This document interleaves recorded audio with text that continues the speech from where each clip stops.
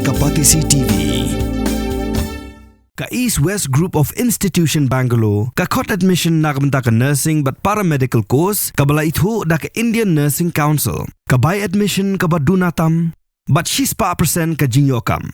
Pila ru ban apply da ka education loan.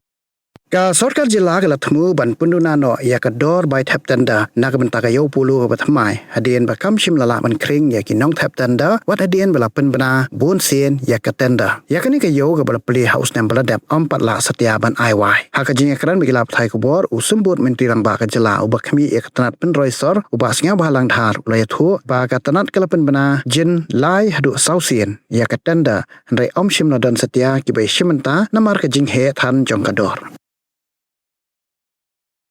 Advertised 3-4 times. Nobody interested to take part on that. So now we have to refloat again. 3 times already we have advertisement, but no one take part in the process. So we have to recall again. No, let's see. When finished again the same system before.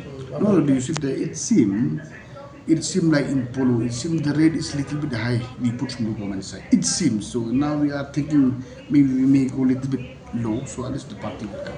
Oh no, we are yet to decide. So now it has been done by the department only. It's good now, it's well functional. So is it because the rate is high there? No, not this one. I'm talking about Polo. We are yet to decide on this how Polo operates. Now it's municipal. And we haven't started operation as well because we are waiting for the party to come while we are doing the tendering system. So we are yet, since nobody took part, so maybe we have to rethink again. Maybe we have to go a little bit down to the low risk, so at least the party will come. Mass selection through tender, only whoever the highest bidder, the one will get only. It's a transparent system, it's a very, very transparent. But not the case. Actually, we are floating for the 3 times already, so that is the second option. Lastly, suppose nobody come, maybe we have to think another system how to go with it. Because we have to think for the local people, no? That's why we should go for the piecemeal or this. There is a very clear, even the local people can take part very clearly also. As usually now it seems that tender has been allotted for expansion, it seems, so maybe the conductor will start the work very shortly.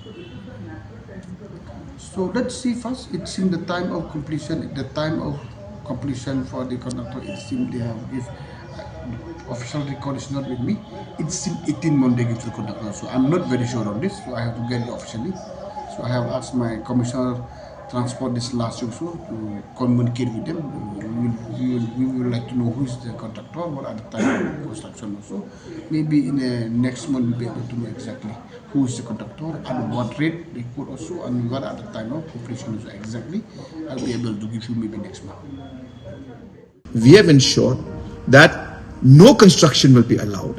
And hence, even though environmentally the laws are allowing it, the tourism department has taken a firm stand and put it in the agreement that no construction will be allowed in that particular island. La khot e ka snong no ngi kwa yo sngo bhan ka snong de la khot ka la yat tikila pen sngo hina snong e ki mat jong ki if they keep apprehensions jong ki don hi convey bet ya ki ka stand jong ka tourism department manginam don ka construction te kumalong menta kani ka project kum kilai perkhat kum kilai plan kade ki ka ban penmi ki kam ki jam jong ki breu jong hi ki bon bha ki jing bha ki bala banwan kane kawai ka project ki don menta hang ne pb ru kayat bet ka tulun bet ka kam ki bon ki local pila ban pet yang to kan ungut ki ba yo kam to bon ki local hi.